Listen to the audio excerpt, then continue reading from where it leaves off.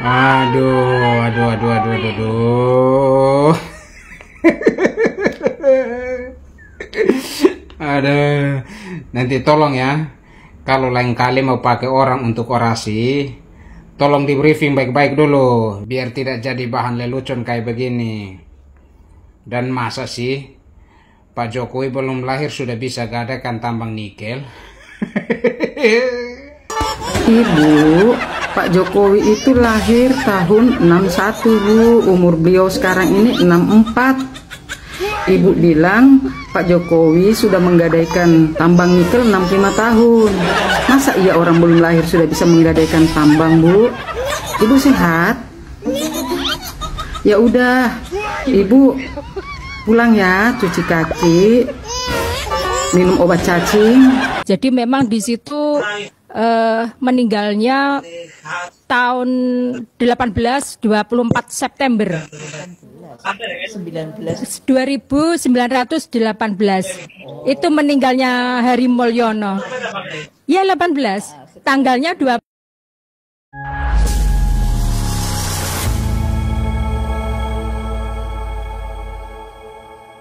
Assalamualaikum warahmatullahi wabarakatuh, saudara-saudaraku sebangsa dan setanah air dimanapun kalian berada. Semoga kalian selalu dalam kondisi sehat walafiat. Berjumpa lagi dengan saya di Gaspol Update. Kami bukanlah buzzer pihak manapun, kami hanya menyajikan keputusan ada di tangan Anda. Teman-teman, ini ada video yang menurut saya cukup menarik ya, yakni tentang kumpulan bacotan para pembenci Jokowi yang sangat di luar nurul, bahkan di luar prediksi BMKG. Aduh, emang kocelak-kocelak ya. Para pembenci Jokowi ini, terutama para ternak onta ya kan. Ada yang menyebut bahwa Jokowi telah menjual tambang nikel 65 tahun. Langsung ya termul pada ngakak gitu loh. Kenapa? Ya berarti kan Jokowi dianggap sudah menjual tambang tersebut selama 65 tahun lalu kan gitu. Berarti kan Jokowi masih kecil gitu loh. Mungkin baru seusia 2 tahun sudah bisa menjual tambang nikel. Selain itu, juga ada pembenci yang menyebut bahwa ijazah Jokowi sebetulnya adalah ijazah Hari Mulyono. Dan Hari Mulyono telah meninggal dunia pada tahun 24 September 2018.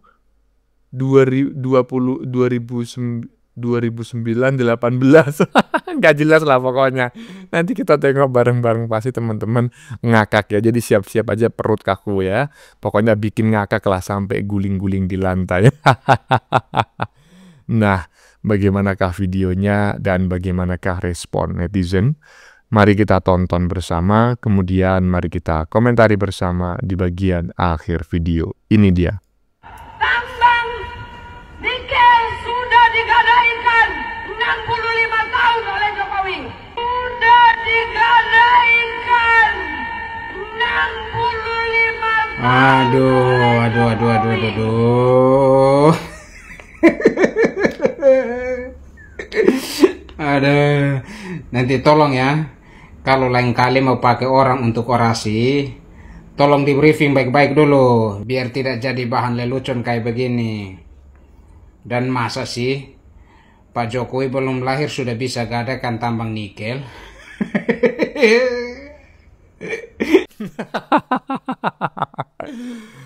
Pak Jokowi belum lahir sudah bisa gadaikan tambang nikel. Ya coba teman-teman ya. Gimana prediksi apa namanya ya, interpretasi teman-teman lah terkait pernyataan para ternak onta tadi ya, yang menyebut bahwa Jokowi telah menggadaikan nikel ya selama 65 tahun. Lanjut. Tambang nikel sudah digadaikan 65 tahun oleh Jokowi. Ibu, Pak Jokowi itu lahir tahun 61 Bu, umur beliau sekarang ini 64. Ibu bilang Pak Jokowi sudah menggadaikan tambang nikel 65 tahun. Masa iya orang belum lahir sudah bisa menggadaikan tambang Bu?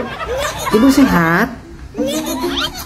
Ya udah, Ibu pulang ya, cuci kaki, minum obat cacing, bobo biar penyakit stresnya tiroris tidak menular ke Ibu. Salam sehat ya Bu. Salam waras. Stresnya teroris tidak menular ke ibu. Tuh, dengerin Bu ya. Kalau mau fitnah, diedukasi dulu lah biar nggak malu-maluin. Aduh, koclak. Ya, ini adalah sebuah peringatan gitu ya bagi para pembenci Pak Jokowi, ya kan. Kalau mau mencari martir gitulah ya, orang-orang yang memfitnah Jokowi, diedukasi dulu lah ya, biar nggak malu-maluin. Ya masa Pak Jokowi ya kan belum lahir aja sudah menggadaikan tambang nikel. Koclak, ada aja pembenci Jokowi ini kelakuannya. Lanjut.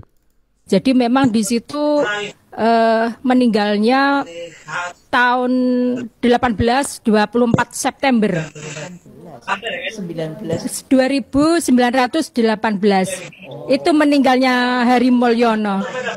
Ya 18. Tanggalnya 2.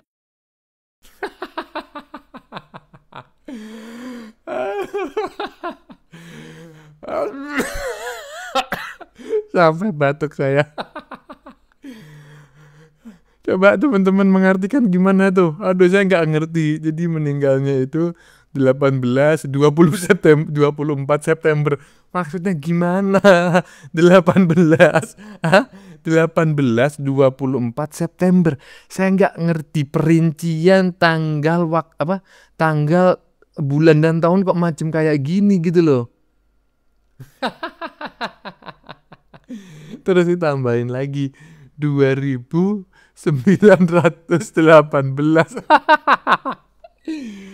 Aduh, saya nggak sukanya bikin konten yang berhubungan dengan anak abah, anak onta macam kayak gini gitu loh. Kenapa? Perut saya kaku. Aduh, udahlah ya, lanjut. Pak Jokowi menemui Pak Prabowo untuk minta perlindungan. Itu kata sampah-sampah. Kalau memang iya, kenapa? Iri kalian? Hah? Hubungan antara Pak Prabowo dan Pak Jokowi ini sudah lama, bos. Dari mereka berdua saling berkompetisi, ya kan? Kemudian berkawan sampai sekarang. Dua-duanya bestie nih antara Pak Prabowo dan Pak Jokowi. Kalaulah kita ikuti cara berpikir kalian itu, Pak Prabowo, misalnya Pak Jokowi meminta sesuatu kepada Pak Prabowo, sah nggak? Masalah nggak buat lo? Dan bisa nggak itu terjadi? Bisa, kawan-kawan. Yang saya tanyakan, kalau misalnya si Anies misalnya minta bantuan ke Prabowo, emang bisa dia? Abah kalian itu? Hah? Atau abah kalian itu bertemu dengan Pak Prabowo setelah 11 dari 100-nya itu bisa? Hah? Nah, nih. Hidup Jokowi. Nah, nih. Wah. Mas siapa namanya? Mas Batman Power ya. Nama akunnya Batman Power. Sekarang justru mempertanyakan 11/100, mempertanyakan kecerdasan abah. Padahal dulu ini orang anak abah, ya kan? Tetapi ya karena obatnya cocok, akhirnya waras. Jokowi bertemu Prabowo minta perlindungan palelopeang. Lanjut. Kalau bicara tentang kebangsaan, saya pikir Pak SBY jauh lebih berpengalaman daripada Pak Jokowi mengurus pemerintahan, karena Pak SBY pernah membawa Indonesia keluar dari masalah resesi ekonomi yang cukup parah. Bu Mega juga pernah membawa Indonesia keluar dari masa krisis di masa reformasi. Jadi kalau Pak Prabowo mau berguru tentang pemerintahan, ya lebih pas dengan Bu Mega atau dengan Pak SBY, bukan dengan Pak Jokowi. Saya kalau urusan negara sekarang saya banyak belajar dari Pak Joko Widodo. Karena itu mungkin beliau bawa saya kemana-mana. Mungkin beliau mau didik saya tidak tahu. Tapi kira-kira itu. Beliau berpikirnya selalu untuk rakyat kecil. Saya tuh akhirnya harus mengakui, dalam hal memimpin negara saya harus belajar dari Pak Joko Widodo. Banyak yang mengatakan saya kurang politisi, makanya saya kalah terus. Tapi kali ini insya Allah, karena saya sudah belajar politik. Saya belajar dari Pak Jokowi yang mengalahkan saya. Berarti itu guru yang hebat. Ditanya waktu saya mau maju atau tidak 2024 ini, saya terang-terangan mengatakan saya maju apabila saya direstui dan didukung oleh Pak Joko Widodo. Tanggal 20 Oktober nanti, dengan penyerahan mandat, tidak akan ada vakum, tidak akan ada waktu yang terbuang. Dan untuk itu saya harus sampaikan di sini betapa besar Pak Joko Widodo menyiapkan saya. Saudara-saudara sekalian, beliau seorang yang boleh saya katakan sangat teliti. Beliau sangat teliti. Mungkin karena itu saya kalah 2 kali sama beliau itu. Tapi saya juga tidak kalah akal. Kalau 2 kali kalah, lebih baik kita belajar dari orang yang menang. Ya, dari sini saya bisa melihat ya, sebetulnya saya kasihan bukan kepada Prabowo tetapi kepada orang yang mirip seorang pesulap di bagian atas itu tadi ya, yang rambutnya tinggal ya bisa dihitung dengan jari, ya kan? Yang selalu mengagung-agungkan SBY dan si BY gitu ya, tolong saya salah menyebut nama, si BY dan juga Mama Ketum kan. Tapi saya kasihannya kenapa? Karena ternyata ini orang di 2 partai itu tidak mendapatkan jabatan yang mentereng gitulah. Tidak mendapatkan jabatan yang enak begitulah. Ini hanyalah kader biasa yang mencoba untuk ya kalau orang Jawa menyebutnya ngatok gitu ya. menjilat ya agar diberi jabatan. Kasihan kali aku ya. Apalagi setelah mendengar jawaban Prabowo tadi ya kan, bahwa Jokowi lah yang menjadi guru politiknya ya kan, dan terbukti Prabowo menjadi pemenang dalam Pilpres 2024 kemarin setelah berguru kepada Jokowi, bukan berguru kepada Mama Ketum. Apanya yang dipelajarin orang dia kalah terus? Lanjut. Ada pihak yang kalah pemilu, ada pihak yang kalah Pilpres. Di 2024 adalah mereka yang berupaya untuk terus merenggangkan hubungan politik antara Prabowo Subianto dengan Pak Jokowi. Apa yang kemudian bisa kita simpulkan, bisa kita tafsirkan terkait dengan pernyataan Waketum Projo, Freddy Damanik, yang mengatakan bahwa ada pihak-pihak tertentu, terutama yang kalah pemilu, berupaya untuk menjauhkan Jokowi dengan Pak Prabowo Subianto. Ada pihak-pihak yang sengaja mendesain bagaimana Pak Prabowo Subianto dengan Pak Jokowi itu tidak lagi baik-baik saja. Iya. Sudah paham kan? Apa tujuannya? Jadi baru setahun menjabat sudah mulai digoyang dengan tujuan agar 2029 antara Prabowo dan Jokowi ini pecah kongsi. Karena kalau mereka bersatu tetap sulit dikalahkan. Ya, silakan untuk bersaing secara sportif ya. Jangan memfitnah gitu aja menurut saya ya. Lanjut. Mereka bukan sedang berebut kursi, tapi sedang menata papan. Yang mereka pikirkan bukan siapa dapat apa, tapi bagaimana Indonesia tetap berdiri tegak di tengah dunia yang makin gila. Mereka tahu, politik kita hari ini terlalu banyak pemain sinetronnya. Terlalu banyak yang teriak soal moral, tapi diam-diam rebut proyek. Terlalu banyak yang bicara tentang rakyat, tapi sibuk cari panggung pribadi. Jokowi dan Prabowo, mereka sudah lewat fase itu. Yang satu sudah purna tugas tapi tetap dihormati, yang satu baru mulai memimpin tapi tidak arogan.